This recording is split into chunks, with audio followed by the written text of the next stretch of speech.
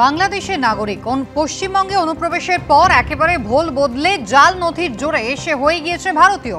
Passport চক্রের তদন্তে মধ্যমগ্রাম থেকে ধৃত ব্যক্তিকে জিজ্ঞাসাবাদ করে এমনই সমস্ত বিস্ফোরক তদন্ত উঠে এসেছে গোয়েন্দাদের হাতে। বিস্তারিত জানবো, পার্থপ্রতিম ঘোষ রয়েছেন আমাদের সঙ্গে। পার্থ, শুধুমাত্র যে চেহারা বদলেছে বা নাম বদলেছে এমনটা নয়, একেবারে গোটা পারিবারিক পরিচয়টাই বদলে সে একেবারে ভারতীয় হয়ে গিয়েছে। দেখো, তদন্তকারীদের কাছে তেমনটা কিন্তু উঠে এসছে এবং এক্ষেত্রে এই তদন্তে নেবে গতকালকে একজনকে গ্রেপ্তার করা হয় এবং তাকে আদালতে পেশ করে নিজেদের হেফাজতে ইতিমধ্যে নিয়েছেন লালবাজারের গোয়েন্দারা। যেমনটা জানা যাচ্ছে, পলাশ বিশ্বাস, তাকে কালকে আদালতে পেশ করা হয়, কিন্তু আদপে এই পলাশ কিন্তু পলাশ নয়। তদন্তকারী জানতে পেরেছেন, এমনকি তার বাবার নাম দেওয়া হয়েছিল হারান বিশ্বাস, এবং হারান বিশ্বাস বলেও কারোর কোনো অস্তিত্ব তেমনটা কিন্তু পাননি তদন্তকারীরা। কি হয়েছিল, যেমনটা তদন্তকারী জানতে পেরেছেন, পলাশ বিশ্বাস সে আদপে হচ্ছে বাংলাদেশের বাসিন্দা এবং বাংলাদেশ থেকে বেআইনিভাবে অনুপ্রবেশ করে বেশ কয়েক মাস আগে পশ্চিমবঙ্গে ঢোকে এবং পশ্চিমবঙ্গে আসার পরবর্তীকালে সমরেশ বিশ্বাস, রিপন বিশ্বাসদের সঙ্গে তার যোগাযোগ আগে থেকেই হয়েছিল এবং সেখান থেকে টাকার বিনিময়ে ভারতীয় নথিপত্র জাল করে বানানো হয় এবং বানাবার পরবর্তীকালে সে কিন্তু পাসপোর্ট অ্যাপ্লাই করে এবং সেই পাসপোর্ট পেয়েও যায় বলে জানতে পারা যাচ্ছে। এবং এই পাসপোর্টের পরবর্তীকালে সে একটি ভিসা অ্যাপ্লাই করেছিল ইউরোপিয়ান কান্ট্রিতে যাওয়ার জন্য এবং সেখানে কাজের জন্য যাবে, তেমনটা এখনও পর্যন্ত জানা গিয়েছে। এবং সেই ভিসা অ্যাপ্লাই যখন করা হয় তখনই কিন্তু গোটা বিষয়টা সামনে আসে এবং যেহেতু পরীক্ষা নিরীক্ষা করা হচ্ছিল এবং তাকে গত পরশু দিনকে মধ্যমগ্রাম থানায় ডাকেন তদন্তকারীরা। ডাকার পরে দেখতে পান যে সে কিন্তু নিজের ভোল বদলে ফেলেছে বলে জানতে পারেন তদন্তকারীরা। একবারে মাথার চুল ছোট ছোট করে কেটে নিয়েছে এবং সেখানে যার যে ঠিকানা সে ব্যবহার করেছিল এই পাসপোর্টের জন্য, সেই যে ঠিকানা দেয় সেটা হচ্ছে কাশীপুর এলাকার ঘোষবাগান লেন, ওই রকম কোনো ঠিকানা কিন্তু তার কোনো অস্তিত্ব তেমনটা তদন্তকারীরা পায়নি। ঠিকানা কাশীপুরের হলেও তার পিন নম্বর ছিল পঞ্চশায়রের কলকাতা 7,94,000। এক্ষেত্রে থেকেই তদন্তকারী যখন সন্দেহ হয়, সেই সন্দেহের পরিপ্রেক্ষিতে তাকে জিজ্ঞাসাবাদ করে জানতে পেরেছেন আদপে পলাশ বিশ্বাসী নয়, তিনি বাংলাদেশের বাসিন্দা। বাংলাদেশ থেকে বেআইনিভাবে এ রাজ্যে আসার পরবর্তীকালে খুব সহজেই আধার কার্ড, ভোটার কার্ড সেই সবটা বানিয়ে নিয়ে পাসপোর্টের আবেদন, সেই পাসপোর্ট সে পেয়ে যায়।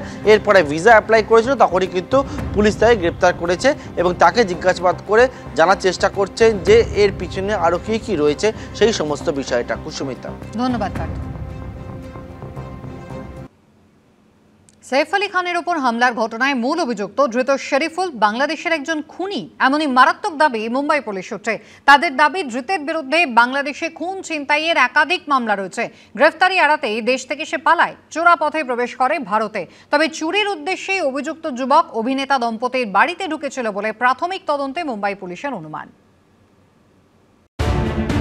বাংলাদেশে খুন করে পালিয়ে এসেছিল, তারপর চোরা পথে ভারতে প্রবেশ, পশ্চিমবঙ্গে গা ঢাকা, এখান থেকে সোজা মুম্বাই পাড়ি। অভিনেতা সৈফ আলী খানের ওপর প্রাণঘাতী হামলায় মূল অভিযুক্ত মোহাম্মদ শরীফুল ইসলাম শেহজাদের বিরুদ্ধে এমনই বিস্ফোরক তথ্য উঠে এসেছে।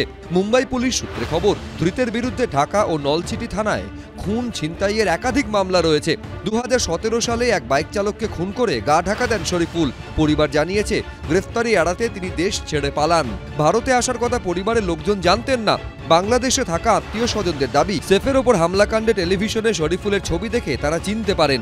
বুধবার গভীর রাতে পশ্চিম বান্দ্রায় সৈফ কারিনার বাড়িতে চুরির চেষ্টা করে অভিযুক্ত। সেখানে বাধা পেয়ে সৈফ আলী খানের ওপর ধারালো অস্ত্র নিয়ে হামলা চালান। অল্পের জন্য রক্ষা পান অভিনেতা,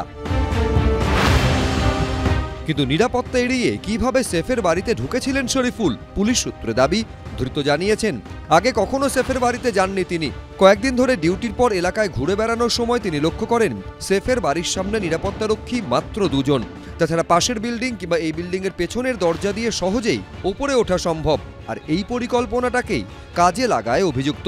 পুলিশ জানিয়েছে, বাড়ির পেছন দিকে পার্কিং এরিয়া দিয়ে ঢুকে সিঁড়ি দিয়ে সোজা উঠে যান 12 তলায়। এসি ডাক্টের জায়গা দিয়ে ঢোকেন, জানলা ভেঙে প্রবেশ করেন শৌচাগারে, সেখান দিয়েই ঢোকেন ঘরে।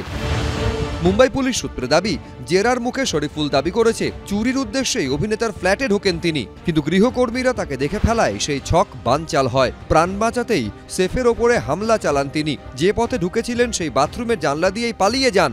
মুম্বাই পুলিশ সূত্রে খবর, হামলার মুহূর্তে হামলাকারীর পরনে থাকা পোশাক, অভিযুক্তের মোবাইল ফোন এবং ইয়ারফোন বাজেয়াপ্ত করা হয়েছে। সেগুলি পাঠানো হয়েছে ফরেনসিক টেস্টের জন্য। ধৃতকে নিয়ে ঘটনার পুনর্নির্মাণ করিয়েছে মুম্বাই পুলিশ। অভিযুক্তকে নিয়ে যাওয়া হয় বান্দ্রার বাসভবনে। সেখানে কিভাবে সেফের বাড়িতে প্রবেশ, কিভাবে হামলার পর কোন পথে পালিয়েছিলেন, কোন পথে পৌঁছে যান বান্দ্রা রেলওয়ে স্টেশন, পুরো ঘটনারই পুনর্নির্মাণ করা হয়। এবিপি আনন্দ।